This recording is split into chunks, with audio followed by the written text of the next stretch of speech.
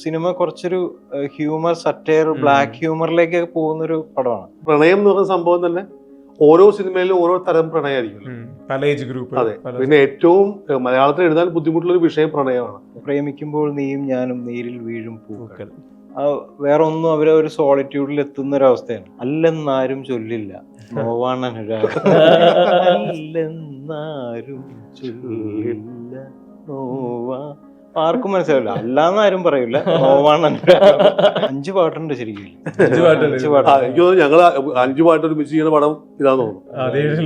5 പാട്ടുകൾ ഒരുമിച്ച് ചെയ്തിട്ടില്ല. ഞാൻ പേഴ്സണലി കാണുന്നത് സിനിമയിലെ പാട്ട് സിനിമാ പാട്ടായിട്ട് തന്നെയാണ് ഞാൻ ചെയ്യുന്നത്. 100%. തമിഴിന്റെ അപ്പുറത്ത് അല്ല, താഴെയാണ് പോയട്രി, മലയാളം പോയട്രി എന്ന് ഞാൻ വിശ്വസിക്കുന്നില്ല. ഇഷ്ടപ്പെടൽ എന്ന് പറയുന്നത് ഈ ആസ്വാദകന്റെ ഒരു ചോയ്സും പെർസെപ്ഷനും കൺവിക്ഷനും ഒക്കെ അല്ലേ. അതിനെ നമ്മൾ ചോദ്യം ചെയ്യേണ്ടതില്ല. 5 പേർക്ക് ഇഷ്ടപ്പെട്ടു, 20 പേർക്ക് ഇഷ്ടപ്പെട്ടില്ല എന്നുള്ളത് കൊണ്ട് ഇത് മോശമാകുന്നില്ല. ഇപ്പൊ നാടോടുമ്പോ നടുവേ ഓടുക എന്ന് പറയുന്നത് പൂർണ്ണമായിട്ടും എന്നെ പോലൊരാൾക്ക് നടക്കുന്ന എനിക്ക് തോന്നുന്നില്ല.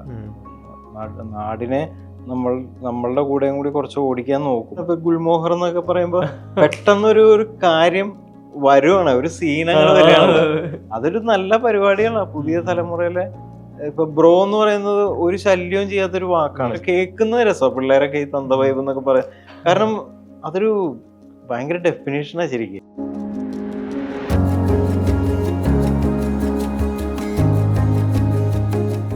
ദ ക്യൂ ഷോ ടൈമിൽ വിജിപാൽ സന്തോഷ് വർമ്മ, വെൽക്കം. ആദ്യം ചോദിക്കാനുള്ളത്, ഈ എല്ലാവരും എപ്പോഴും സക്സസിന് വേണ്ടി സംസാരിക്കുമ്പോഴെല്ലാം കൂടെയുള്ളവർ, ടീം വർക്ക്, കൊലാബറേഷൻസ്, വളരെ വിരളമായ ആളുകൾ മാത്രമാണ് ഒറ്റയ്ക്കുള്ള പരിശ്രമങ്ങളെ പറ്റി സംസാരിച്ചിട്ടുള്ളത്. ഈ ഒറ്റയ്ക്കുള്ള പരിശ്രമങ്ങളിപ്പോൾ മിക്കപ്പോഴും കൂടെ ഉണ്ടായിരുന്നവർ, ഈ കെട്ടിപ്പടുത്തിയതിൽ കൂടെ നിന്ന് സഹകരിച്ചവരെല്ലാം പറ്റി എപ്പോഴും ഗ്രാറ്റിറ്റ്യൂഡ്, ഭയങ്കര ഗ്രേറ്റ്ഫുള്ളായി സംസാരിച്ചിട്ടുണ്ട്. നിങ്ങളുടെ കൊളാബറേഷൻ ഭയങ്കര രസമായി തോന്നിയിട്ടുണ്ട്. ഈ ഏർലി സ്റ്റേജ് മുതൽ നിങ്ങൾ വർക്ക് ചെയ്തെടുക്കുന്നത്, വർക്കൗട്ട് ചെയ്യുന്ന പാട്ടുകൾ, അതിൻ്റെ സക്സസ്. ശരിക്കും 2 പേര് അസോസിയേറ്റ് ചെയ്യുന്ന സമയത്ത് ലിറിസിസ്റ്റ്, മ്യൂസിക് ഡയറക്ടർ, നിങ്ങളുടെ ഒരു ഡൈനാമിക്സ് ഇതാണ് നമുക്ക് വേണ്ടതെന്ന് ക്രാക്ക് ചെയ്യുന്നത് ശരിക്കും എവിടെയാണ്? അല്ല, എപ്പോഴും ഞങ്ങള് ഇപ്പോൾ സംവിധായകർ പ്രോജക്റ്റ് വരുമ്പോഴത്തേക്കും ആദ്യത്തെ ഇരിപ്പിൽ ഇപ്പോൾ നമ്മളെ കാണാൻ വരുമല്ലോ, ഇങ്ങനെയൊക്കെയാണ് കഥ എന്ന് പറയുമ്പോൾ ആരാ എഴുതുന്നത് എന്ന് ചോദിക്കുമ്പോൾ പാട്ട് എഴുതുന്ന ആളെ ഫിക്സ് ചെയ്ത് കഴിഞ്ഞാൽ അടുത്ത സെഷൻ നിർബന്ധമായും പാട്ടെഴുത്തുകാരനും മ്യൂസീഷ്യനും ഡയറക്ടറുമായിട്ട് ഉള്ള ഒരു ഇരിപ്പ് എന്തായാലും വാശി പിടിച്ച് മേടിക്കും. അപ്പോൾ ഈ പറഞ്ഞ പോലെ ഒരു ഇൻപുട്ട്, ഒരു ഇൻട്രാക്ഷൻ ഉണ്ടല്ലോ, ഗിവ് ആൻഡ് ടേക്ക്, കുറേ പരിപാടികൾ ആ ഒരു ഇതിലും ഇരിപ്പിൽ നല്ലോണം നടക്കും. പാട്ടെഴുത്ത് അപ്പം നടക്കണമെന്നില്ല, പാട്ട് കമ്പോസിങ് നടക്കണമെന്നില്ല. പക്ഷെ നമുക്ക് സിനിമയ്ക്ക് വേണ്ടൊരു ഇൻപുട്ട് കിട്ടും. അപ്പൊ അത് ഒരു പ്രേമഗാനമാണെങ്കിൽ നമുക്ക് പ്രേമം എന്ന് പറയാൻ പറ്റില്ലല്ലോ. അതിന്റെ ക്യാരക്ടേഴ്സ് എന്താണ്, എങ്ങനെയാണ് ഈ പ്രേമം സംഭവിക്കുന്നത്, പ്രേമം എങ്ങോട്ടാണെന്നൊക്കെ ഒന്ന് അറിഞ്ഞാലാണ് പ്രേമത്തിന്റെ ഒരു സബ്ജക്റ്റ് വരുള്ളൂ. പ്രേമം എന്നൊരു സബ്ജക്റ്റ് ആണ്, പക്ഷെ അതിന് ഉള്ളിൽ ഒരു സബ്ജക്റ്റ് വേണമല്ലോ. ഞാനിപ്പോ സന്തോഷം തന്നെ ഒരു വിറ്റ് പറയാം. അതായത് ചില പാട്ട് ഇപ്പൊ പശുവിനെ കുറിച്ച് പാട്ട് എഴുതാൻ പറയും ചിലർ. പശുവിനെ കുറിച്ച് എന്തെഴുതാനാണ്? പശുവിനെ വലിച്ചു കെട്ടി ഒരു തെങ്ങി കെട്ടുന്നു, തെങ്ങിനെ കുറിച്ച് പാട്ട് എഴുതുന്നു. തെങ്ങൊരു കൽപ്പവൃക്ഷമാണ്, മറ്റേ. അപ്പൊ അങ്ങനെ എഴുതേണ്ടി വരും വിഷയമില്ലെങ്കിൽ. അല്ല, ഏറ്റവും ആവശ്യം നമുക്ക് വിഷയം ഉണ്ടാവുക എന്നുള്ളത്. കാരണം അല്ലെങ്കിൽ പാട്ടെഴുത്തിൽ ഒരു കണ്ടന്റ് ഇല്ലാണ്ട് പോകും. ഇപ്പൊ പ്രണയം, ഇപ്പൊ ബിജി പറഞ്ഞ പ്രണയം എന്ന് പറയുന്ന സംഭവം തന്നെ ഓരോ സിനിമയിലും ഓരോ തരം പ്രണയമായിരിക്കും. പല ഏജ് ഗ്രൂപ്പ്. അതെ. പിന്നെ ഏറ്റവും മലയാളത്തിൽ എഴുതാൻ ബുദ്ധിമുട്ടുള്ള ഒരു വിഷയം പ്രണയമാണ്. പുതിയ എന്തെങ്കിലും വിഷയം ഉണ്ടെങ്കിൽ എഴുതാൻ പറ്റും. പക്ഷെ നമുക്ക് സ്ഥിരം എപ്പോഴും പ്രണയഗാനങ്ങൾ എപ്പോഴും ആവശ്യമാണല്ലോ. എന്താണ് ഇനി എഴുതുക? അതാണ് ഇപ്പൊ നമ്മളെ സംബന്ധിച്ച് ഇപ്പോൾ ഉള്ള പഴയ പോലെ എഴുതാൻ കഴിയില്ല. പഴയ രീതിയിലുള്ള പഴയ ശൈലിയുള്ള അത്തരത്തിലുള്ള പാട്ടിൽ എഴുതണമെങ്കിൽ അതുപോലത്തെ അങ്ങനത്തെ ഒരു പീരിയോഡിക്കൽ പടമോ അല്ലെങ്കിൽ അങ്ങനത്തെ പാട്ടിൽ എഴുതാൻ പറ്റും. നമുക്കിപ്പോൾ വളരെ പച്ച മലയാളത്തിൽ വേണം പാട്ട്. ഒരുപാട് കാര്യങ്ങളുണ്ടല്ലോ ഇപ്പോഴത്തെ കാലത്തിനെ ബാധിക്കുന്ന, അല്ലെങ്കിൽ കാലത്തിനോട് ചേർന്ന് നിൽക്കുന്ന ഒരുപാട് കാര്യങ്ങൾ എഴുത്തുകാരൻ ചെയ്യേണ്ടി വരും. അപ്പോൾ അത് ഏത് തരത്തിലായിരിക്കണം എന്നുള്ളത് വലിയൊരു വെല്ലുവിളിയാണ് ശരിക്കും പ്രണയകാലം. അപ്പൊ നമ്മളിപ്പോ ചെയ്യുന്ന സമയത്ത് ആ സിനിമയിലെ കണ്ടന്റ് എന്താണോ അത് വെച്ചിട്ട് പിടിക്കാൻ നോക്കും. അപ്പൊ എന്ന് വെച്ചാൽ അതുമായിട്ട് ഇണങ്ങി നിൽക്കും, പുറമേയുള്ള കാര്യങ്ങൾ പറയാതെ സ്വഭാവത്തിൽ നിൽക്കുന്ന പാട്ടിലാണ് നമ്മൾ ഉണ്ടാക്കാൻ ശ്രമിക്കുന്നത്. അത് തന്നെ ഏറ്റവും ലളിതമായിട്ട് സിനിമയിലെ സ്വഭാവം ആയിട്ട് സാമ്യമുള്ള പുറത്തു അങ്ങനെയുള്ള സ്വഭാവക്കാരുണ്ടെങ്കിലാണ് ഈ പാട്ട് കുറച്ച് വലുതാകുന്നത്, പിന്നെ കണക്ട് ചെയ്യപ്പെടുക ആൾക്കാരായിട്ട് ചെയ്യുക എന്ന് പറയുന്നത്. അത് സംഭവിക്കും പിന്നീട്. അല്ല എന്തും നമ്മൾ ശരിക്കും പറഞ്ഞാൽ അതിന്റെ ഒരു സിനിമാ പാട്ടിന്റെ ഒരു കാര്യം തന്നെ നമ്മൾ കേൾക്കുന്ന മാത്രമേ തന്നെ ആൾക്ക് മനസ്സിലാവണം. ആ ഒരു ഇമേജ് അവർക്ക് ആ വരികളിൽ നിന്ന് കിട്ടിയാൽ പാട്ട് ഹിറ്റാവും. അതല്ല എന്താണ് ഈ പറയുന്നതെന്ന് കൂട്ടിയിണക്കാൻ കഴിയുന്നില്ലെങ്കിൽ കുറെ പദങ്ങൾ മാത്രമായി പോയി കഴിഞ്ഞാൽ പാട്ട് ചിലപ്പോൾ കേൾക്കാനും പോകുന്നതായിരിക്കാം, പക്ഷേ കേൾക്കാനും അതെ. അപ്പൊ അതുകൊണ്ട് ഈ ട്യൂൺ പാടാനുള്ള ഒരു ടൂള് മാത്രമായി മാറും വരികൾ. മറ്റാകുമ്പോഴത്തേക്കും വരികൾ പാടാൻ ഈ ഈണം ഉപയോഗിക്കുന്ന പോലെ ഇരിക്കും. അപ്പൊ നമുക്ക് പാടുംതോറും നമ്മളുടേതാണ് അതെന്ന് തോന്നുന്ന ഒരവസ്ഥയെത്തും. നല്ല വരികളാണ്, നല്ല സബ്ജക്റ്റാണ്, നല്ല പ്രസക്തമായ ഒരു കാര്യമാണ് പറയുന്നതെങ്കിലേ. ഈ പ്രണയം പറഞ്ഞപ്പോഴേ നിങ്ങൾ രണ്ട് പേരുടെയും രണ്ട് പ്രണയഗാനങ്ങള് എനിക്കൊന്ന്, ഒന്ന് സോൾട്ട് പേപ്പറിലെ പ്രേമിക്കുമ്പോൾ നീയും ഞാനും. സോൾട്ട് ആൻഡ് പേപ്പറിൽ ശരിക്കും രണ്ട് പ്രേമഗാനങ്ങളിൽ ഒന്ന് റഫീഖേട്ടനും ഒന്ന് സന്തോഷം. കാണാമുള്ള ഈ അത് ഇപ്പൊ ഈ സോൾട്ട് പേപ്പർ എടുക്കുകയാണെങ്കിൽ തന്നെ രണ്ട് ഏജ് ഗ്രൂപ്പിൽ വരുന്ന രണ്ട് രീതിയിൽ ജീവിച്ച് വന്നവരുടെ പ്രണയമാണ് പറയുന്നത്. ചിലർക്ക് ഇത് പുതിയൊരു ഇമോഷൻ ആയിരിക്കും, ഇതിൽ കണക്ട് ചെയ്യാൻ തുടങ്ങുന്നുണ്ടാവുള്ളൂ. പക്ഷെ മറ്റു രണ്ടുപേർക്ക് അവർ ലൈഫ് ലോങ്ങിൽ ഒരുപാട് ആവർത്തി പ്രണയിച്ചിട്ടുണ്ടാവാം. എന്നാൽ അവർക്ക് ഈ ഒരു പോയിന്റിൽ പ്രണയം ആവശ്യമുള്ള ശാന്തമായൊരു ഡെസ്റ്റിനേഷൻ എത്തി എന്ന് പറയുന്നത്. ഈ രണ്ട് പാട്ടുകള്, അതിന്റെ ക്രിയേഷൻ, നിങ്ങൾ തമ്മിലുള്ള ഇതിന്റെ എക്സ്ചേഞ്ചുകളൊക്കെ ഉണ്ടാവുമല്ലോ, ഇതിന്റെ ഒരു ബിഹൈൻഡ് ദ പ്രോസസ് ശരിക്കും അത് ശരിക്ക് ഇപ്പൊ പ്രേമിക്കുമ്പോൾ റഫീഖേട്ടൻ എഴുതുന്നു, മറ്റേ പ്രണയഗാനം അപ്പൊ മറ്റൊരാള് സന്തോഷ് വർമ്മ എഴുതുമ്പോ അതിന്റെ ഒരു അപ്രോച്ച് വേറെ ആയിരിക്കുമല്ലോ. അത് മാത്രല്ല ബോധപൂർവം ആഷിക്ക് പറഞ്ഞു പ്രേമിക്കുമ്പോൾ നീയും ഞാനും നീരിൽ വീഴും പൂക്കൾ. വേറെ ഒന്നും അവരെ ഒരു സോളിറ്റ്യൂഡിൽ എത്തുന്ന ഒരു അവസ്ഥയാണ്. ഇതങ്ങനെയല്ല, ഇത് ഇച്ചിരി ഇതാണ്, എന്താ പറയാ, ആകുലത, ആശങ്കയാണ്. അപ്പൊ അവിടെ ഈ പ്രണയത്തെ ഊട്ടിയുറപ്പിക്കുന്ന ഈ വിരഹം പ്രണയത്തെ കൂടുതൽ സമ്പന്നമാക്കും എന്നുള്ളൊരു കോൺസെപ്റ്റാണ്. അതായത് വേർപിരിഞ്ഞ് നിന്ന് കഴിഞ്ഞാൽ ഇതിന്റെ ആക്കം കൂടും, പിന്നെ കാണണം എന്നുള്ളൊരു തോന്നലുണ്ടാവും എന്നുള്ളൊരു ആശയമാണ് ആഷിക്ക് പറഞ്ഞത്. അങ്ങനെയാണ് സന്തോഷത കാണാത്തൊരു മുള്ളുകൊണ്ട് ഉള്ളു നീറുന്ന നോവാണ് അനുരാഗം എന്ന് പറയുന്ന വരിയിലേക്ക്. വലിയൊരു കഥയുള്ള പാട്ടാണ്. അത് ഞാൻ ഒരു തവണ എഴുതിയിട്ട് എനിക്കത് അങ്ങോട്ട് സുഖമായില്ല. അപ്പോൾ അത് ബിജിക്ക് കൊടുത്തിട്ടും ഇവർക്ക് അത്രയും അങ്ങോട്ട് തൃപ്തിപ്പെട്ടില്ല. പിന്നെ ഞാൻ ഒന്നും കൂടെ ഒക്കെ നോക്കി, ഞാൻ പിന്നെ വേണ്ട ഉപേക്ഷിക്കാൻ, ഞാൻ എഴുതില്ല എന്നെങ്കിലും വിചാരിച്ചിരുന്നൊരു പാട്ടാണ്. പക്ഷെ എനിക്ക് ആ ട്യൂൺ കേൾക്കുമ്പോൾ അതിന്റെ ട്യൂൺ വിഴിയെന്ന് പാടുന്നത് കേൾക്കുമ്പോൾ ഇത് ഭയങ്കര ഒരു ഹോണ്ടിങ് സോങ് ആയിരിക്കും എക്കാലത്തെ. പക്ഷെ എനിക്ക് എഴുതിയിട്ട് തൃപ്തിയാവില്ല. ഞാൻ എനിക്ക് ആ സമയത്ത് ഞാൻ കുറച്ച് ബ്ലോക്കുകളിലായിരുന്നു. ഞാനന്ന് ജോലി വിടാൻ നിൽക്കുന്ന സമയം, സിനിമയിൽ തിരക്ക് കൂടി, ആകെപ്പാടെ കൺഫ്യൂഷനിലൊക്കെ നിന്ന് അങ്ങനെയൊക്കെ കുറെ മൈൻഡ് തെറ്റിയിട്ടാണ് അത് എഴുതാൻ പറ്റാത്തത്. അങ്ങനെ പല വരികളും എഴുതി അവസാനമാണ് ഞങ്ങള്, അതായത് പാട്ട് മൊത്തം എഴുതി കഴിഞ്ഞിട്ട് പല്ലവി തന്നെ രണ്ടുപേരും മാറ്റി അവസാനം എഴുതി. പല്ലവിയുടെ ഫസ്റ്റ് ലൈനാണ് അവസാനം. കാരണം അത് പെട്ടെന്ന് ക്യാച്ച് ചെയ്യുന്നൊരു കട്ടിയുള്ള ഒരു സാധനമാണ് എഴുതിയത്. പെട്ടെന്നൊരു ക്യാച്ച്, പെട്ടെന്ന് കേട്ടാൽ കിട്ടണം. അപ്പൊ സന്തോഷം പല വേദിയിലും പറയുന്നുണ്ട്, അതായത്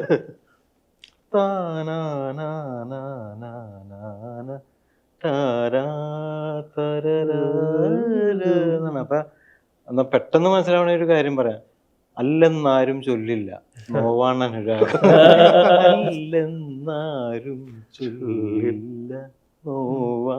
ആർക്കും മനസ്സിലാവില്ല, അല്ലാന്നാരും പറയില്ല നോവാണ് അനുരാഗം. അപ്പൊ ആഷികൾ അത്രയും സിമ്പിൾ ആക്കണ്ട, കാണാമുള്ള. പക്ഷെ അതിനകത്ത് എനിക്ക് ഈ പറഞ്ഞ പോലെ ഈ സബ്ജക്റ്റ് കൊടുക്കുമ്പോ സങ്കടം അല്ലെങ്കിൽ വിരഹം ആണ് ഈ പ്രണയത്തെ കൂടുതൽ ദൃഢമാക്കുന്നത്, അല്ലെങ്കിൽ കുറച്ചും കൂടി ഈ എന്താ പറയില്ലേ, കാണാൻ വീണ്ടും പ്രേരിപ്പിക്കുന്ന ഒന്ന് കാണാതിരിക്കലാണെന്ന് പറയുന്ന ഒരു കാര്യം ശരിക്കും അതിനകത്ത് എപ്പോഴും ആലോചിക്കുമ്പോ ഇപ്പൊ നീരണിഞ്ഞു മാത്രം വളരുന്ന വല്ലി പോലെ മിഴിനനവിൽ പൂവണിയും വസന്തമാണ് അനുരാഗം എന്ന് പറയുന്ന വരി ശരിക്കും അതൊരു ഓട്ടോഗ്രാഫോ അല്ലെങ്കിൽ അങ്ങനെ ഒരു കോട്ട് പോലെ എല്ലാ കാലത്തും ഇതിനെ കുറിച്ച് പറയാം. ശരിക്കും പറഞ്ഞാൽ ആ വരിയൊക്കെ ആ ഏരിയ ഞാൻ ഒറ്റയടിക്ക് എഴുതിയത്. ആ ട്യൂൺ കറക്റ്റായിട്ട് അങ്ങോട്ട് ഒഴുകി വന്ന വരിയത്. അതിന് മുമ്പ് അത് അനുപല്ലവിയും ചേർന്നോ അങ്ങനെ എഴുതിയതാ. പക്ഷെ പല്ലവിയിലാണ് കുഴങ്ങി പോയത്. ഒരുപാട് പല്ലവി എഴുതിയിട്ടുണ്ടാവും പാട്ടിന് വേണ്ടിയിട്ട്. പിന്നെ വേഗം ഞാൻ വേറൊരു ഞാൻ എഴുതി എനിക്ക് ഓർമ്മയുണ്ടാവും എനിക്കറിയില്ല. ഇതാ വിജയ് എപ്പോഴും നോക്കാറുള്ളത്, ഈ അല്ലെന്നാരും ചൊല്ലില്ല. വേഗം ഞാൻ എഴുതിയത് കാണാൻ മോഹം തോന്നുമ്പോൾ കാണാൻ മിഴി വേണ്ട, അങ്ങനെ കാണാൻ മോഹം തോന്നുമ്പോൾ കാണാൻ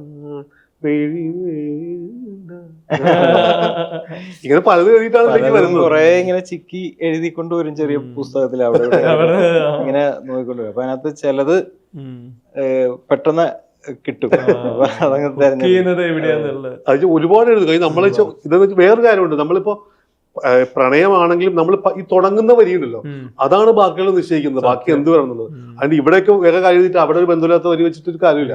അവിടെ നിന്ന് ഇങ്ങോട്ട് വായിച്ച കറക്റ്റായിട്ട് ഇങ്ങനെ വായിക്കുമ്പോൾ ഒരു ഇതുണ്ടാവണം. അങ്ങനെ എഴുതണം എന്നാണ് എന്റെ ആഗ്രഹം. ഞാൻ എപ്പോഴും അങ്ങനെ ശ്രമിക്കാറ്. അപ്പൊ അങ്ങനെ അതിലേക്ക് പക്ഷെ ഈ പാട്ടിലേക്ക് വരാൻ ഭയങ്കരമായിട്ട് കഷ്ടപ്പെട്ട ഒരു പാട്ടാണ്. പക്ഷെ അവസാനം വന്നു കഴിഞ്ഞപ്പോ അത് സ്റ്റിൽ നന്നായി. ഇപ്പൊ ഏറ്റവും പുതിയ സിനിമ പരിവാറാണ്. പരിവാർ വരുന്ന സമയത്ത് ഈ കോൺഫ്ലിക്ട്സ് എല്ലാം കുറച്ചും കൂടെ വീടിനകത്തോട്ടാണ്. Individual to individual conflicts. May be ഒരു റീസൺ ഉണ്ടാവും, കോമൺ റീസൺ ഉണ്ടാവാം. എന്നാൽ അതിൽ ഹ്യൂമറിന്റെ സ്വഭാവമുണ്ട്. ഒരുപാട് ഇമോഷണൽ വെയിറ്റേജിനപ്പുറത്തേക്ക് സിമ്പിളായിട്ട് ആളുകളെ കുറച്ചുകൂടെ കേക്കിയൊക്കെ പോലെ വിഷ്വലിയൊക്കെ അങ്ങനെയാണ് കാണുന്നത്. ട്രെയിലർ മാത്രമേ കണ്ടിട്ടുള്ളൂ. ഈ പരിവാർ എന്താണ്, പരിവാറിൽ പിന്നെ നിങ്ങൾ അസോസിയേറ്റ് ചെയ്യുമ്പോഴുള്ള നിങ്ങളുടെ മൊമെന്റ് എന്താണ്? പരിവാർ ഈ പറഞ്ഞ പോലെ ഇതേപോലെ ആദ്യം ഞങ്ങൾ ഇരുന്ന് കഥ മുഴുവനും കേട്ടു. അപ്പൊ ഇവര് നെറേറ്റ് ചെയ്യുന്നത് തന്നെ വളരെ കൗതുകമുള്ള രീതിയിലാണ്. ഹ്യൂമർ സെൻസ്, അപ്പൊ സീനുകള് ചില വൺ ലൈനേഴ്സ് ഒക്കെ അവർ പറഞ്ഞു പോകും. അപ്പൊ അത് രസമായിട്ട് നമുക്ക് കിട്ടും. ആ സീൻ എന്തായിരിക്കും വരണേന്നുള്ളത് കൃത്യമായിട്ട് മനസ്സിലാവും. അപ്പൊ അങ്ങനെ 5 പാട്ടുണ്ട് ശരിക്കും. 5 പാട്ട്. ഞങ്ങള് 5 പാട്ട് ഒരുമിച്ച് ചെയ്യുന്ന പടം ഇതാന്ന് തോന്നുന്നു. 5 പാട്ടുകൾ ഒരുമിച്ച് ചെയ്തിട്ടില്ല അതിന്റെ ഓർമ്മ. 4 പാട്ട് വെച്ചിട്ടുണ്ട്, 5 പാട്ട് പടം. അപ്പൊ അതിനകത്ത് 5ഉം വേറെ തരത്തിലുള്ള പാട്ടുകൾ, പലതും പലതരത്തിലും. 5ഉം ഒരു പക്ഷേ ഒരു പോപ്പുലർ ജോണറിൽ വരാവുന്ന പാട്ടുകളുമാണ് 5ഉം ആ രീതിയിൽ. അപ്പൊ അത് സരസമാണ്. അതിനകത്ത് എനിക്ക് തോന്നുന്നു 1, 2, 4, 5ൽ 4 പാട്ടും വളരെ സരസമായ പാട്ടുകളാണ്. ഫൺ എന്ന് പറയുന്ന രീതിയിൽ ഉള്ള പാട്ടുകളാണ്. ഒരെണ്ണം കുറച്ചൊരു മെലങ്കലി പോലത്തെ ഒരു പാട്ടാണ്. അപ്പോൾ അത് അങ്ങനത്തെ ഇതാണ്. അത് പലതും ഇപ്പോൾ ഒരു ഫോക്ക് ഉണ്ട്. ഫോക്ക് എന്ന് പറഞ്ഞാൽ ടിപ്പിക്കൽ എക്സ്ട്രീം ഫോക്ക്. പിന്നെ ഒരെണ്ണം ഒരു ലവ് സോങ് ഉണ്ട്. ലവ് സോങ് എന്ന് പറഞ്ഞാൽ നേരത്തെ പറഞ്ഞ പോലെ ഇവര് ഒരു വിന്റേജ് സോങ് ആണ് ഇതിൽ ഇത് ചെയ്യുന്നത്. അപ്പൊ ഇവരുടെ ഒരു വീടും പഴയതാണ്. ഇവര് റേഡിയോയിൽ കേൾക്കുന്ന ഒരു പാട്ടാണ്. അപ്പൊ അങ്ങനെ ഒരു മാച്ച് ചെയ്തിട്ടുള്ള ഒരു പാട്ട്. പിന്നെ ഒരു ഓട്ടംതുള്ളലിന്റെ ഒരു ശ്രേണി, ഓട്ടംതുള്ളൽ എന്ന് വേണമെങ്കിൽ പറയാം. ഓട്ടംതുള്ളൽ കവിത കുഞ്ചന്റെ അതേ മട്ടിൽ തന്നെ കുറച്ച് അതിന്റെ ബാക്കിങ് കുറച്ച് കണ്ടംപററി ആക്കിയിട്ട് അത് ഒരു ഓട്ടംതുള്ളൽ എന്ന് പറഞ്ഞാൽ ഈ സിനിമ കുറച്ചൊരു ഹ്യൂമർ, സറ്റയർ, ബ്ലാക്ക് ഹ്യൂമറിലേക്ക് പോകുന്നൊരു പടമാണ്. കാണുമ്പോൾ ഫുൾ സിനിമ രസകരമാണെങ്കിൽ അതിന്റെ ഉള്ളില് എവിടെയോ ഒരു ഇതിന്റെ ഒരു ഏറ്റവും മനുഷ്യന്റെ ഏറ്റവും സ്വാർത്ഥവും ഒക്കെ അങ്ങനെയൊക്കെ പറയുന്ന ഒരു അവസ്ഥയുടെ ഒരു വളരെ രസകരമായിട്ടുള്ള അവതരണമാണ്. അപ്പൊ ഈ ഓട്ടംതുള്ളൽ അതിനു വേണ്ടിയാണല്ലോ, ആക്ഷേപഹാസ്യം, സറ്റയറാണ് ഓട്ടം. അപ്പൊ അത് ആ ടൂള് ശരിക്കും ആ ഒരു പാട്ടില് ശരിക്ക് കേട്ടു കഴിഞ്ഞാൽ ഓട്ടംതുള്ളൽ കുഞ്ചനമ്പ്യാർ എഴുതിയതാന്ന് പറയുള്ളൂ. അങ്ങനത്തെ ശൈലി, ആ ശൈലിയെ പിടിച്ചിട്ട് നമ്മൾ നമ്മുടെ സിനിമയുടെ ആവശ്യത്തിന് വേണ്ടിയിട്ടുള്ള ഇത് എഴുതിയിരിക്കും. അപ്പൊ കേട്ട് കഴിഞ്ഞാൽ ഏതിലാ അങ്ങനെ തോന്നിക്കും, ഏത് തുള്ളൽ കവിതയിലാണെന്ന് വന്നേക്കണം അങ്ങനെ തോന്നിക്കും. അത് വേറെ കാര്യമുണ്ട്. നമ്മൾ ഇതിനകത്ത് നമ്മുടെ ഒരു ഇതെന്ന് വെച്ച് കഴിഞ്ഞാൽ ഈ നമ്മളൊരു സിറ്റുവേഷൻ കിട്ടിക്കഴിയുമ്പോഴേക്കുള്ളൂ അതിനെ എങ്ങനെ ഡീൽ ചെയ്യുന്നു എന്നുള്ളതാണ്. മ്യൂസിക് ഡയറക്ടറും ലിറിസിസ്റ്റും കൂടി എങ്ങനെ അതിനെ ഡീൽ ചെയ്ത് കറക്റ്റ് ആക്കി എടുക്കുന്നു എന്നുള്ളതാണ്. അവിടെയാണ് നമ്മുടെ വിഷയം. അതിലാണ് ഞങ്ങൾ ഇരിക്കാറ്. അതിനത് നമ്മൾ ആലോചിക്കുന്നത് ഏത് തരത്തിൽ എങ്ങനെ ഇത് പറയണം. ഇത്തരത്തിലുള്ള സിറ്റുവേഷൻ ഒക്കെ മലയാളത്തിൽ കുറവാണ്. ഇങ്ങനത്തെ ടൈപ്പ് ഓഫ് ഇത് വെറുതെ ഒരു തമാശ പാട്ട് നമ്മൾ ഒരുപാട് പാട്ടിൽ കേട്ടിട്ടുണ്ട്. പല അങ്ങനെയല്ല ഇത്. ചിലപ്പോൾ കൂടി എന്താ പറയാ, ഈ പറഞ്ഞ പോലെ കുഞ്ചൻ നമ്പ്യാരുടെ രീതിയിൽ ക്ലാസി ആയിട്ടാണ് തമാശ പറയുന്നത്. അങ്ങനെ ഒരു രീതിയാണ് അതിനകത്ത് വന്നേക്കുന്നത്. അപ്പൊ അതൊക്കെ നമ്മൾ അങ്ങനെ ഒരു ചിന്തയിലേക്ക് നമ്മൾ എത്തിച്ചേരുന്നത് ഇതുപോലത്തെ ഇരിപ്പുകളിലും എന്ന് ഞങ്ങൾ അതിനു വേണ്ടി ഇരിക്കുക. അങ്ങനെയല്ല, ഭർത്താവിനോട് അതെങ്ങനെ ഡീൽ ചെയ്യാം, പെട്ടെന്നൊരു ഐഡിയ വരും. അങ്ങനെ അപ്പൊ ഒരു ഐഡിയ അങ്ങനെ ഷെയർ ചെയ്ത് അങ്ങനെയാണ് ഓരോ പാട്ടിനും നമ്മൾ. ഇപ്പൊ എന്താണ് എനിക്കെപ്പോഴും നമ്മൾ എന്ത് പാട്ട് കിട്ടുമ്പോഴും എന്തെഴുതുമെന്ന് നമുക്ക് അറിഞ്ഞുകൂടാ. ഇത് ഒരു പോയിന്റിൽ വരുന്ന ഒരു സാധനമാണ്, എപ്പോഴോ വരും. അപ്പൊ അതുവരെയുള്ള വെയിറ്റിംഗ് ആണല്ലോ എപ്പോഴും എഴുത്തെന്ന് പറഞ്ഞാൽ. അപ്പൊ അത് ഒരു ട്യൂൺ ഉണ്ടെങ്കിൽ ആ ട്യൂൺ അനുസരിച്ച് ആയിരിക്കണം. അപ്പൊ അതിലേക്ക് വരാനുള്ളൊരു ഇതുണ്ട്. പക്ഷെ ഞങ്ങൾ ഇതുപോലെ ഇരുന്നുള്ളൊരു കണ്ടെത്തലുകളുണ്ട്. പക്ഷെ അത് വളരെ കുറച്ച് സമയം ഉപയോഗിക്കാറുള്ളൂ അതിന് വേണ്ടിയിട്ട്. അങ്ങനെയാണ് ഓരോ പാട്ടിനെയും നമ്മൾ.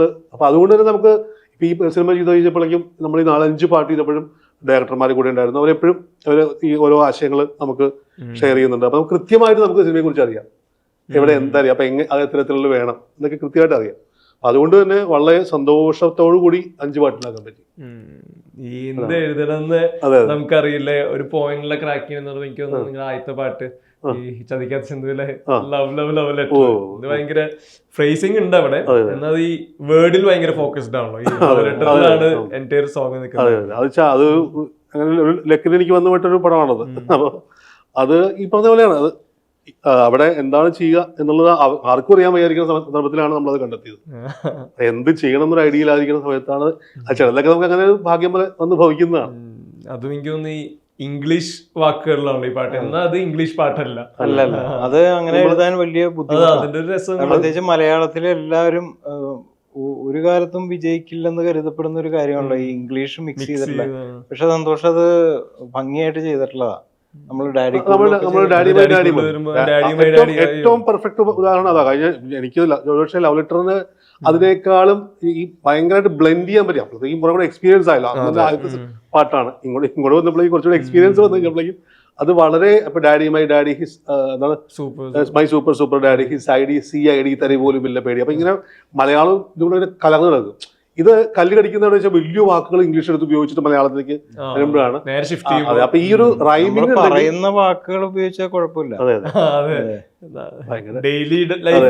അതെ നമ്മൾക്ക് ഒരുപാട് ഇംഗ്ലീഷ് വാക്കുകൾ പണ്ട് ഭാസ്കരൻ മാഷ് എഴുതിയല്ലോ, കടക്കണ്ണിൻ മുന കൊണ്ട് കത്തെഴുതി പോസ്റ്റ് ചെയ്യാൻ ഇടയ്ക്കിടെ വേരിക്കൽ വരുന്ന.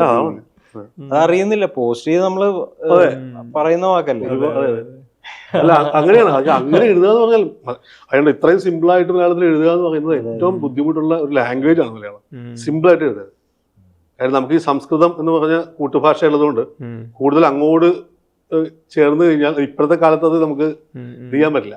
അത്തരത്തിലുള്ള ഡിമാൻഡ് ചെയ്യുന്ന പടത്തിൽ മാത്രമേ അത്തരത്തിലുള്ള ഭാഷ ഉപയോഗിക്കാൻ പറ്റുള്ളൂ. അത് ഏറ്റവും വലിയ വെല്ലുവിളിയായി പോകും. കാര്യം വെച്ചാൽ ഇപ്പൊ തമിഴിലൊക്കെ ഒരു സുഖമായിട്ട് സാധിക്കും. എന്തുവേണമെങ്കിൽ എഴുതാം. തമിഴ് കുറച്ചുകൂടെ ഭയങ്കര പോയറ്റിക് എന്ന് പറയുന്നു. തമിഴിൽ കുറച്ചുകൂടി ഈസിനെസ് ഉണ്ടെന്ന് പറഞ്ഞു കേട്ടിട്ടുണ്ട്. പോയറ്റിക് എന്ന് പറഞ്ഞാൽ എനിക്ക് അതില് മലയാളം പോയറ്റിക് അല്ല എന്ന് പറയാൻ. തമിഴിന്റെ അപ്പുറത്ത് അല്ല, താഴെയാണ് പോയട്രി. മലയാളം പോയട്രി എന്ന് ഞാൻ വിശ്വസിക്കുന്നില്ല. പക്ഷെ ഇതിന്റെയൊക്കെ ഗുണം എന്താ വെച്ചാല് നമ്മള് തമിഴ് ആയാലും ഹിന്ദി ആയാലും ഈ സംസാര ഭാഷയും സാഹിത്യ ഭാഷയും തമ്മിലുള്ള അകലം കുറവായിട്ട് എനിക്ക് തോന്നുന്നു. അതുകൊണ്ടാണ് അകലമുണ്ട്, പക്ഷെ കുറവ്. പക്ഷെ മലയാളത്തിൽ അങ്ങനെയല്ല. ഇപ്പൊ നമ്മള് മണിപ്രവാളം എന്നൊക്കെ പറയുന്നത് തുടങ്ങിയിട്ട് സാഹിത്യ ഭാഷ എന്തോ വേറെ ലെവലിൽ നിക്കണമെന്ന് ഇതുള്ള പോലെയാണ് നമ്മുടെ സംസാര ലേമാനും ഈ ഭാഷ തമ്മിൽ നല്ല ഡിഫറൻസ്. അല്ലാതെ ഭാസ്കരൻ ഭാഷ എഴുതിയിട്ടില്ലെന്നല്ല, അത് വേറെ കാര്യം. പക്ഷെ നമ്മളെപ്പോഴും ഇപ്പൊ പ്രമദവനം വീണ്ടും ഋതുരാഗം ചൂടി എന്നൊക്കെ എഴുതുമ്പോ അത് ഒരു പാട്ടിങ്ങനെ എന്തോ ഗരിമ നമുക്ക് നമ്മൾ തന്നെ കൽപ്പിച്ച് കൊടുക്കുന്ന ഒരു പരിപാടിയുണ്ട്. എന്നാ കായലരികത്ത് പോലെ ഉള്ള പാട്ടും നമ്മുടെ നാട്ടിലുണ്ടായിട്ടുണ്ട്. അപ്പൊ അത് ശരിക്കും പറഞ്ഞാൽ പണ്ടും ഒക്കെ ഇങ്ങനെ പറഞ്ഞു കേട്ടിട്ടുണ്ട്. ഇപ്പോൾ അഭയദേവ് സാറൊക്കെ പാട്ട് എഴുതുന്ന കാലം മുതൽ തന്നെ അന്നത്തെ സിനിമാ നിർമ്മാതാക്കള് അവിടുത്തെ ജോലിക്കാരനെ, അതായത് ഏറ്റവും വിദ്യാഭ്യാസം കുറവുള്ള ഒരാളെ വിളിച്ചുകൊണ്ട് ഇരുന്ന് കേൾക്കണം എന്നുകൊണ്ട് കേട്ട് അവന് ഇഷ്ടപ്പെട്ടാണ് ഓക്കെ പറയാന്ന അന്നും. അതായത് കോമൺ ആ സിനിമയുടെ ലക്ഷ്യം അത് തന്നെയാണല്ലോ. അതായത് നമ്മള് ഒരു പെർട്ടിക്കുലർ തലത്തിലുള്ള ആൾക്കാരെ തൃപ്തിപ്പെടുത്തുമല്ലോ, നമുക്ക് എല്ലാവരെയും തൃപ്തിപ്പെടുത്തുക. അതായത് പാട്ട് ഇഷ്ടപ്പെടുന്ന എല്ലാവരെയും ഈ വരികൾ കൊടുത്ത് അവർക്കത് മനസ്സിൽ കയറി കഴിഞ്ഞാൽ ആ പാട്ട് ഇതായി. അപ്പൊ അങ്ങനെ തന്നെ ഒരു ലവ് സോങ് ഉണ്ടെന്ന് പറയുന്നത്. അത് വരി ഇങ്ങനെയാണ്: എന്താണെന്നറിയില്ല ചോരയിൽ എനിക്കിപ്പം പഞ്ചാരേടളവെന്നും കൂടണുണ്ട്, കണ്ണാലേ നീ തരും മിഠായി തിന്നിട്ടോ, കനവിന്റെ രസഗുള തിന്നിട്ടോ. അതാണ് ഷുഗർ കൂടുന്ന എന്താണെന്ന് മനസ്സിലാകുന്നില്ല പറയുന്നത്. കേൾക്കുമ്പോ മനസ്സിലാവുമല്ലോ എത്ര സിമ്പിൾ ആണോ. അങ്ങനെ നമ്മൾ ശ്രമിക്കണം. ഇത് കേട്ട മാത്രമേ എനിക്കത് ആൾക്കാർ ഇഷ്ടപ്പെടും, തീർച്ചയായിട്ടും ഇഷ്ടപ്പെടേണ്ട. എനിക്കത് ശ്രദ്ധിക്കും പാട്ട്. അങ്ങനെ ഒരു അല്ല, അങ്ങനെയൊക്കെ നമ്മൾ ഉണ്ടാക്കാൻ ശ്രമിക്കുന്നത് എപ്പോഴും അങ്ങനെയാണ്. ഈ പാട്ടിനെ പറ്റി പറയുമ്പോൾ എനിക്ക് വന്നിട്ടുണ്ട്, ഈ പല ടേക്കുകൾ ഓരോ പാട്ട് വരുമ്പോഴും വിഷ്വലിനെ സപ്പോർട്ട് ചെയ്യുന്നതായിരിക്കും പാട്ട് എന്നുള്ള രീതിയിലുള്ള എന്താ പറയുക ചർച്ചകൾ ഉണ്ടാവാറുണ്ട്. അത്ര തന്നെ വിഷ്വലല്ല, ഈ പാട്ട് കേൾക്കുമ്പോൾ നിങ്ങൾക്ക് ഉണ്ടാകുന്ന പല വിഷ്വലിലാണ് പാട്ടിൽ ജീവിക്കുന്നതെന്നും പറഞ്ഞു കേട്ടിട്ടുണ്ട്. പ്രത്യേകിച്ച് സിനിമയുടെ കാര്യം ഉറപ്പായിട്ടും സ്ക്രീനിൽ കാണുന്ന വിഷ്വലിനെ സപ്പോർട്ട് ചെയ്യുന്ന, സീനുകളെ സപ്പോർട്ട് ചെയ്യുന്ന, മൊമെന്റുകൾക്ക് ലൈഫ് കൊടുക്കുന്നതായിരിക്കണം വരികൾ. നിങ്ങളൊരു പാട്ട് ക്രിയേറ്റ് ചെയ്യുമ്പോൾ അതിൻ്റെ ഒരു ജേണി അല്ലെങ്കിൽ അതിൻ്റെ ഒരു ലക്ഷ്യമായി കാണുന്നത് ഈ സിനിമയ്ക്കുള്ളൊരു സപ്പോർട്ടിനപ്പുറത്തേക്ക് കാണുന്ന കേൾക്കുന്ന പ്രേക്ഷകർക്ക് അവരുടെ ലൈഫായി കണക്ട് ചെയ്യുന്ന പലതരത്തിലുള്ള വിഷ്വൽസ്, അതിൻ്റെ ഒരു ഡൈനാമിക്സ് എങ്ങനെ ശരിക്കും? അത് ഞാൻ പേഴ്സണലി കാണുന്നത് സിനിമയിലെ പാട്ട് സിനിമാ പാട്ടായിട്ട് തന്നെയാണ് ഞാൻ ചെയ്യാറ് 100%. മറ്റു രീതിയിൽ അത് ആയി മാറുകയാണ് ചെയ്യുന്നത്. ഈ സിനിമ ഈ പാട്ടിനെ എങ്ങനെ സ്വീകരിക്കുന്നു എന്നുള്ളതിന്റെ ഒരു ജൈവികതയില്ലേ, അതാണ് കൂടുതൽ ആളുകളിലേക്ക് എത്തുന്നത്. ശരി, ഇപ്പൊ സ്വപ്നപുരി ചാക്ക് അങ്ങനത്തെ ഒരു സബ്ജക്റ്റാണ്.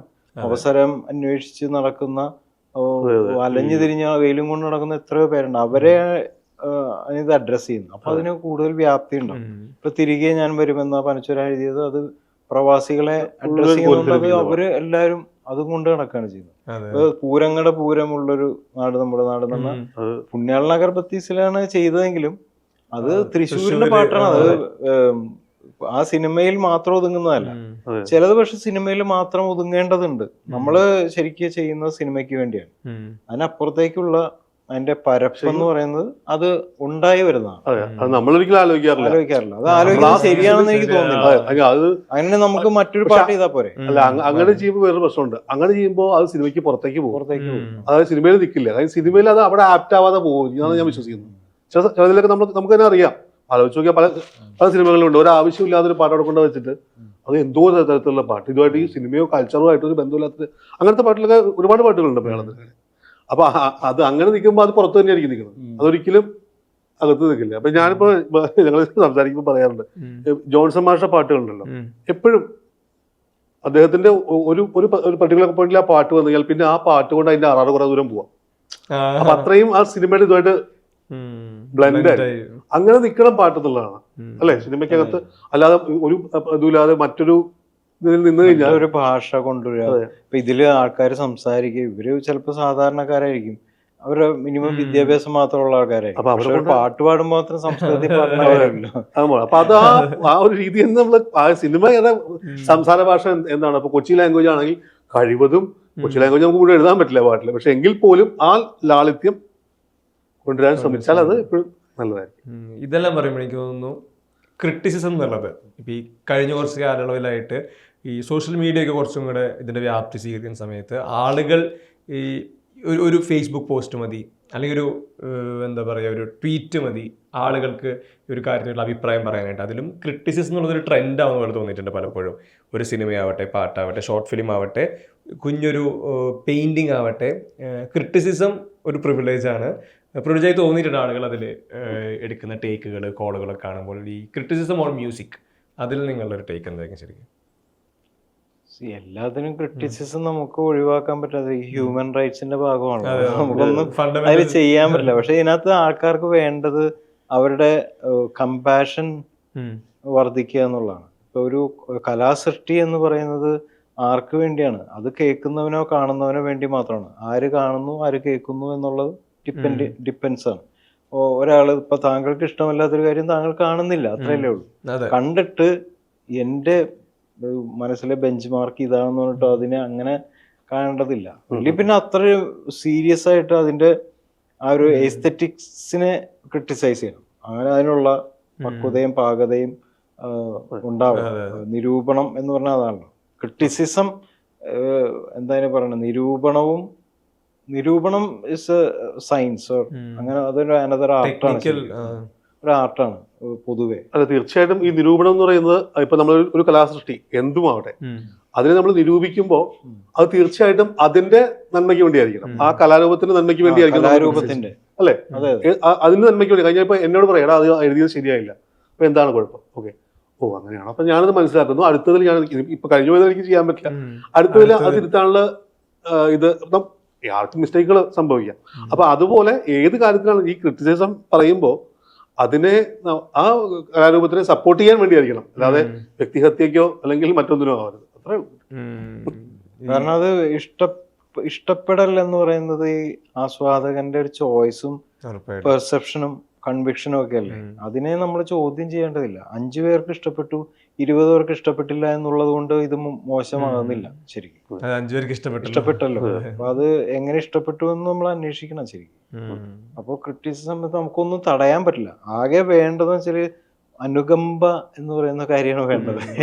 എന്തും പറയുമ്പോ ഇത് ഒരാളെ ദ്രോഹിക്കുന്നുണ്ടോ ഉപദ്രവിക്കുന്നുണ്ടോ അയാള് ദോഷൈകതൃക്കായിട്ടല്ല ഒരു സൃഷ്ടി ചെയ്തിട്ടില്ലെങ്കിൽ അതിനെ അതിന്റെ പാട്ടിന് വിട്ടേക്കുക, അത് കാണണ്ട. ഇപ്പൊ വിജയാപജയങ്ങൾ നടക്കുന്നില്ലേ? ഇപ്പൊ ഒരു സിനിമ ഇറങ്ങുന്നു, ഒരു ദിവസം പോലും ഓടാത്ത സിനിമയുണ്ട് അല്ലെ? അതെന്താണ്? ആളുകൾ തീരുമാനിക്കുന്നു ഇത് കാണണ്ട, അങ്ങനെ തീരുമാനിച്ചാൽ മതി. അല്ലാതെ ഇത് കേറിയിട്ട് ഞാൻ ഇപ്പൊ ഇത് ശരിക്കും പറഞ്ഞാല് ഇപ്പോഴത്തെ കാലത്ത് എന്ന് പറഞ്ഞാൽ, പണ്ടെന്ന് പറഞ്ഞാല് പാട്ട് കമ്പോസർ, പാട്ടുകാരൻ, പാട്ടുകാരി, അല്ലെങ്കിൽ എഴുത്തുകാരൻ, എഴുത്തുകാരി, അഭിനേതാക്കൾ, അല്ലെങ്കിൽ സംവിധായകർ, ഇങ്ങനെയൊക്കെയുള്ള ആളുകൾ ഒരു പ്രത്യേക ശ്രേണി, അതൊരു സെലിബ്രിറ്റി സ്റ്റാറ്റസ്, ബാക്കിയുള്ളവരും കോമൺ മാൻ എന്ന് പറയുന്ന ഒരു അവസ്ഥയാണല്ലോ അല്ലെ? ഇപ്പൊ അത് മാറി, ഇതിന്റെ ദൂരം കുറഞ്ഞ ഒരു സോഷ്യൽ മീഡിയ വന്നപ്പോ, ഇപ്പൊ ഞാനൊരു പോസ്റ്റ് നാളെ ഇതിനെ കുറിച്ച് ഇട്ട് കഴിഞ്ഞാല് ഞാനൊരു പ്രത്യേക ശ്രേണിയിലേക്ക് വരികയാണ് അല്ലെ? ഇപ്പൊ ഒരു കൂട്ടുകാരൻ വിളിച്ചു പറയുന്നത്, എടാ ഇന്നത്തെ നിന്റെ ഇത് കൊള്ളാം, പോസ്റ്റ് കൊള്ളാം, നീ തകർത്തല്ലോ എന്ന് പറയുമ്പോ ഹീസ് റെക്കഗ്നൈസ്ഡ്. അങ്ങനെ ഒരു സൃഷ്ടിയിൽ ഏർപ്പെടുകയാണ് പുള്ളി. ഒരു സൃഷ്ടി ആസ്വാദകൻ എന്നുള്ള രീതിയിൽ നിന്ന് സൃഷ്ടാവായി മാറുകയാണ്. അപ്പൊ അതിന്റെ ഒരു റെക്കഗ്നിഷൻ, ഐഡന്റിറ്റി എന്ന് പറയുന്ന ഒരു കാര്യം ഇവർക്കോ എനിക്കോ ആർക്കോ അത് കിട്ടുന്ന ഒരു പ്രോസസ്സ് അവിടെ സംഭവിക്കുന്നുണ്ട് എന്ന് എനിക്ക് തോന്നുന്നു. അത് ഒരു സെൽഫ് ഐഡന്റിറ്റിയുടെയും കൂടി ഒരു കാര്യമാണ്. അപ്പൊ അത് നടക്കുന്നു. അതില് നമുക്കൊന്നും അതിനകത്ത് കാര്യമായിട്ട് ചെയ്യാൻ പറ്റില്ല. ആകെ വേണ്ടത് സെൻസിബിലിറ്റി ഉണ്ടാക്കുക, കമ്പാഷനേറ്റ് ആകുക, ആളുകളെ പരിഗണിച്ച് ഓപ്പൺ മൈൻഡഡ് ആയിട്ട് പരിഗണിച്ചു, വേണ്ടെങ്കിൽ അത് ഒഴിവാക്കി പോവുക എന്നൊക്കെ പറയുന്ന ഒരു കാര്യമാണ്. അതൊക്കെ സംഭവിക്കുന്നത്. ഇത്രയൊക്കെ പറയുമ്പോൾ എനിക്ക് തോന്നുന്നൊരു ഏർലി 2000-ൽ നിങ്ങൾ കരിയർ സ്റ്റാർട്ട് ചെയ്യുന്നു. അന്ന് മുതൽ നിങ്ങൾ സംഗീതം എഴുതുന്ന പാട്ടുകൾ കിട്ടുന്ന റിസീവിങ്, അപ്രിസിയേഷൻ, ഇതെല്ലാം മാറി മാറി വരുന്നുണ്ട്. ഇപ്പോൾ ഒരു 2025 എത്തിക്കുന്ന സമയത്തേക്ക് ഈ പ്രേക്ഷകരുടെ ആസ്വാദനം, അതിൽ വരുന്ന മാറ്റങ്ങൾ കൂടിയുണ്ടല്ലോ. ഇപ്പോൾ ആഡ് ഓൺ ചെയ്യുകയാണെങ്കിൽ പാട്ടുകൾ തന്നെ തരംതിരിക്കുന്നതിൽ ഇതൊരു തന്തവൈബ് പാട്ടാണ്, അല്ലെങ്കിൽ ഇത് ജെൻസി പാട്ടാണ്, ഇത് ഗുൽമോഹറാണ്, ഇത് വസന്തമാണ്. ടേമുകൾ മാറുന്നു, ആളുകൾ ക്ലാസിഫൈ ചെയ്യുന്ന രീതികൾ മാറുന്നു. ഈ പ്രേക്ഷകരുടെ ആസ്വാദനത്തിൻ്റെ ഒരു ട്രാൻസ്ഫോർമേഷൻ, അത് നിങ്ങളെ കൂടുതൽ അപ്ഡേറ്റഡ് ആക്കുവാണോ, നിങ്ങളതിലോട്ട് അഡാപ്റ്റ് ചെയ്യാൻ ശ്രമിക്കുകയാണോ? ശരിക്കും എങ്ങനെയാണത്? അഡാപ്റ്റ് ചെയ്യാൻ ശ്രമം കുറേയൊക്കെ നമ്മളുടെ കൂടി ആളുകളെ പിടിച്ച് കൊണ്ടുവരാൻ ശ്രമിക്കണം എന്ന് എനിക്ക് തോന്നിയിട്ടുണ്ട്. കാരണം നമ്മളിപ്പോ നാടോടുമ്പോ നടുവേ ഓടുക എന്ന് പറയുന്നത് പൂർണ്ണമായിട്ടും എന്നെ പോലൊരാൾക്ക് നടക്കുമെന്ന് എനിക്ക് തോന്നുന്നില്ല. നാടിനെ നമ്മളുടെ കൂടെയും കൂടി കുറച്ച് ഓടിക്കാൻ നോക്കും. പരാജയപ്പെടലാണ് പൊതുവേ നടക്കുന്നത്. പക്ഷെ വെറുതെ ഒരു ശ്രമം നടത്തും. അപ്പൊ നമ്മൾക്ക് കിട്ടുന്ന സിനിമകളൊക്കെ വളരെ ഇമ്പോർട്ടന്റ് ആയിരിക്കും. എത്തരം സിനിമയിലാണ് ഇത് വരുന്നത്, അല്ലെങ്കിൽ ചെയ്യുക എന്നുള്ളതേ ഉള്ളൂ, ആരും കേൾക്കില്ല. ഇപ്പൊ ഒരുപക്ഷെ പരിവാറിൽ ചിലപ്പോൾ ആൾക്കാർ കേട്ടേക്കാം എന്ന് ഞാൻ വിചാരിക്കുന്നു. അങ്ങനത്തെ ഒരു സിനിമയാണ്, പാട്ടുകൾ എവിടെ ഇത് പ്ലേസ് ചെയ്യപ്പെടുന്നു എന്നുള്ളത് വളരെ ഇമ്പോർട്ടന്റ്. അല്ലെങ്കിൽ നമ്മൾ എന്ത് ക്ലാസിക് ചെയ്തിട്ടും കാര്യമില്ല. അപ്പൊ പിന്നെ കുറച്ചൊക്കെ നടുവേം കൂടി ഓടാൻ നോക്കും, അത് ഇല്ലെന്നല്ല, അത് ശ്രമം അങ്ങനെ ഒരു രീതിയിൽ നടത്തും എപ്പോഴും. പക്ഷെ നമ്മുടെ നെറേറ്റീവ് പാറ്റേൺ എപ്പോഴും നമ്മൾ എങ്ങനെയാണ് സംസാരിക്കുന്നത്. ഞാനിപ്പോ നാളെ തൊട്ട് വേറെ ഇപ്പൊ ബ്രോ എന്ന് എല്ലാരും വിളിക്കാറുണ്ട്, പക്ഷെ എന്റെ വായിൽ അത് വരാറില്ല. അപ്പൊ അങ്ങനെ വരുന്നില്ല. അത് എങ്ങനെയാണ് നമ്മുടെ ആ ഒരു ഘട്ടം കഴിഞ്ഞു എന്നൊരു സംശയം. അപ്പൊ അങ്ങനെ നമ്മൾ പറയുന്ന കാര്യം ഏത് രീതിയിൽ പറയുന്നു എന്നുള്ളത് നമ്മൾ ഫിക്സ്ഡ് ആണല്ലോ. ചെറിയ ചെറിയ മാറ്റങ്ങൾ വരാം അല്ലെ, കാലാനുസൃതമായിട്ട് ചില മാറ്റങ്ങൾ വരാം, അല്ലെങ്കിൽ ചിലർക്ക് പിടികിട്ടൂല. അപ്പൊ അവർക്ക് പിടികിട്ടുന്ന പോലെ നമ്മുടെ ഭാഷ മാറ്റും. അതുപോലെ പാട്ടും ചിലപ്പോ ചെറിയ മാറ്റങ്ങൾ നമ്മൾ കൊണ്ടുവരാൻ ശ്രമിക്കും എന്നുള്ളേ ഉള്ളൂ. പക്ഷെ കുറെയൊക്കെ ഇത് വന്ന് കേട്ടു നോക്കൂ എന്ന് പറയാൻ എനിക്ക് തോന്നാറ് പലപ്പോഴും. നമ്മൾ നമ്മുടെ ഒരു ഇതിൽ നിന്ന് മാറി നമുക്ക് സഞ്ചരിക്കാൻ കഴിയില്ല. അത് മാറാൻ ശ്രമിച്ചാൽ ചിലപ്പോൾ അത് എന്താ പറയുക, പരിമിതിയും കൂടി ആയിരിക്കും. അതൊരു പരിമിതിയും കൂടി ആയിരിക്കും. പരിമിതികളാണ് ശരിക്കും ആർട്ടിന്റെ സൗന്ദര്യവും അല്ലെ. നമ്മളെല്ലാത്തിലും വിട്ട് കൈവിട്ട് കാരണം നമുക്ക് എന്തിലെങ്കിലും ഒരു ഇൻക്ലിനേഷനോ ഒരു ടേസ്റ്റോ എന്ന് ഒരു പരിധിവരെ അങ്ങനെ അല്ലെങ്കിലും നമ്മൾ കുറച്ച് ശീലിച്ചതും നമുക്ക് കംഫർട്ടബിൾ ആയിട്ടുള്ളൊരു ഇത് നമ്മൾ സന്തോഷപൂർവ്വം ചെയ്യുമ്പോൾ ഉണ്ടാകുന്നൊരു ഇതുണ്ട്. അതിനെ കുറച്ച് 10 പേരെങ്കിൽ 10 പേര് കേട്ടിട്ട് അത് ആസ്വദിക്കുന്ന പോയിന്റ് നല്ലൊരു, അത് 10 ഒരു 100 കഴിഞ്ഞാൽ അത്ര സന്തോഷം. അല്ല, ഈ പടത്തിൽ തീർച്ചയായിട്ടും നമുക്കത് കിട്ടി. എനിക്കത് തീർച്ചയായിട്ടും നമ്മള് പ്രത്യേകിച്ചും ഈ നാടൻ ഇതുപോലത്തുള്ള പാട്ടിലൊക്കെ എഴുതാനുള്ള ആഗ്രഹമാണ്. കാരണം എന്താ വെച്ചാൽ ഇത് എന്ന് മാത്രമല്ല നമ്മളൊരു ടോട്ടൽ ക്രൂ എല്ലാം എല്ലാവരും നല്ല ഫ്രണ്ടായിട്ടുള്ള ആൾക്കാരായിരുന്നു. അപ്പൊ അതുകൊണ്ട് നമുക്ക് വളരെ എന്താ പറയുക കംഫർട്ടബിൾ ആയിട്ട് ചെയ്യാൻ പറ്റി. ഒരു പ്രത്യേകിച്ച് ഇടപെടലുകളോ അങ്ങനെയൊന്നും ഇല്ലാതെ നമ്മൾ കൊടുക്കുന്ന സാധനത്തിന് നല്ലതാണെങ്കിൽ നല്ലതെന്നും അല്ല മറ്റൊന്ന് വേണം, അപ്പൊ നമ്മൾ റെഡിയാണ് ആ മറ്റൊന്ന് കൊടുക്കാനായിട്ട്. അങ്ങനെയാണ് ഞങ്ങൾ. പക്ഷേ ഞങ്ങൾക്ക് അധികം ഒരു താമസം ഉണ്ടായില്ല പാട്ടുകൾ ഉണ്ടാക്കാനായിട്ട്. എല്ലാം വളരെ രസകരമായിട്ട് ഉണ്ടാക്കാൻ കഴിഞ്ഞു. അപ്പോൾ അത് തന്നെയാണ് ഒരു കാര്യം. കഴിഞ്ഞാൽ ഈ കംഫർട്ടബിൾ ആയിട്ട് ഉണ്ടാക്കാൻ പറ്റുക, ആസ്വദിച്ച് ഉണ്ടാക്കാൻ പറ്റുക, അത് നമുക്ക് സാധിച്ചു സിനിമയിൽ. ഈ ടേംസ് പറഞ്ഞപ്പോഴേ വിജയേട്ടൻ ബ്രോ പറഞ്ഞപ്പോൾ ഇപ്പോഴത്തെ കോൺവെർസേഷനുകളെല്ലാം പോകുന്ന ടേമുകളാണ് ഇപ്പോൾ ഈ ബ്രോ പറയുന്നുണ്ട്, നേരത്തെ തന്ത വൈബ് പറയുന്നുണ്ട്, പരിപാടി, ഈ പരിപാടി, ആ പരിപാടി, ഇതിലെ പരിപാടി, ഈ പലതും ഇല്ലാതെ ഇപ്പോൾ കോൺവെർസേഷൻ തന്നെ പോസിബിൾ അല്ലാത്ത പോലെ ആയിട്ടുണ്ട്. അതിൽ നിങ്ങൾ ഈ പറഞ്ഞ പോലെ അതിലോട്ട് അഡാപ്റ്റ് ചെയ്യാതെ നിങ്ങളുടെ തനതായ ഒരു രീതിയിൽ ഇതൊക്കെ രസമാട്ടാ, കേൾക്കുമ്പോ രസമാണ്. ഇപ്പൊ ഗുൽമോഹർ എന്നൊക്കെ പറയുമ്പോ പെട്ടെന്നൊരു കാര്യം വരുവാണ്, ഒരു സീനങ്ങൾ വരികയാണ്. അതൊരു നല്ല പരിപാടിയാണ് പുതിയ തലമുറയിലെ. ഇപ്പൊ ബ്രോ എന്ന് പറയുന്നത് ഒരു ശല്യവും ചെയ്യാത്തൊരു വാക്കാണ്. ഞാൻ പുറത്തുനിന്ന് കേൾക്കുമ്പോ മാന്യമായിട്ടുള്ളൊരു ഇതാണ്. എല്ലാരെയും വേണമെങ്കിൽ അഭിസംബോധന ചെയ്യാം. സഹോദരൻ എന്ന് പറയുന്നതിനേക്കാൾ, കാരണം സഹോദരൻ എന്നുള്ള സഹ ഉദരത്തിൽ ജനിക്കണം, അതുപോലും ആവശ്യമില്ല. ബ്രോക്ക് ബ്രദർ എന്നോ ബ്രോ എന്ന് പറയുന്നത് ഒരു വളരെ സുഖമുള്ളൊരു കാര്യമാണ്. പക്ഷെ നമ്മള് ശീലിക്കാത്തതിന്റെ ആയിരിക്കാം അങ്ങനെയുള്ള ചില വാക്കുകൾ. പക്ഷെ കേൾക്കുന്നത് രസം. പിള്ളേരൊക്കെ ഈ തന്ത വൈബ് എന്നൊക്കെ പറയാം. കാരണം അതൊരു ഭയങ്കര ഡെഫിനേഷനാ ശരിക്കും. തന്ത വൈബ് എന്ന് പറയുന്നത് ഒരു പ്രത്യേക ഒരു പാറ്റേൺ ഓഫ് തോട്ടിന് ഉടമയായിട്ടുള്ള ഒരാളെ വിശേഷിപ്പിക്കുക എന്ന് പറഞ്ഞാൽ എളുപ്പമല്ല ശരിക്കും. മലയാളം നമ്മൾ എന്താ പറയാൻ പറ്റില്ല. അതുകൊണ്ട് ഇത് എന്താ പറയാ, ഒരു മലയാളം വാക്ക് ഒരു ഇംഗ്ലീഷ് വാക്കോട് ചേർത്തുകൊണ്ട് അത് പറ്റില്ല. അപ്പൊ അത് ഭയങ്കര കൂളാണ് ശരിക്കും അത്തരം പ്രയോഗങ്ങളൊക്കെ. പിന്നെ അത് ഓവറായി വരുമ്പോഴേക്കും അതിങ്ങനെ ക്ലാസിഫിക്കേഷൻ ചെയ്യപ്പെടുമല്ലോ. അതിന് ഇടയിലുള്ള ഗ്രേ ഷെയ്ഡുകൾ നമ്മൾ കാണാതെ പോകും. ഇപ്പൊ സ്വിങ് ആണ്, ഇങ്ങനെ ചെറിയ സ്വിങ് ഉണ്ട്.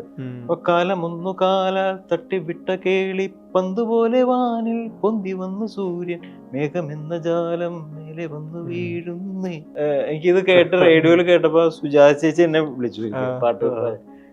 അവിടെ ഞാൻ ഓർത്തിപ്പോ ഭൂമി എന്ന ഗോളം, ഈ നോട്ട് ഇത്രയും ഫാസ്റ്റ് സിനിമയിൽ ഇങ്ങനെ ഒരു നോട്ട് വരണമെങ്കിൽ ഇത് ആരായിരിക്കും ചെയ്തതെന്ന് ഇങ്ങനെ അന്വേഷിച്ച് അപ്പോഴാണ് അറിഞ്ഞത്. ബിജി അപ്പം തന്നെ വിളിച്ച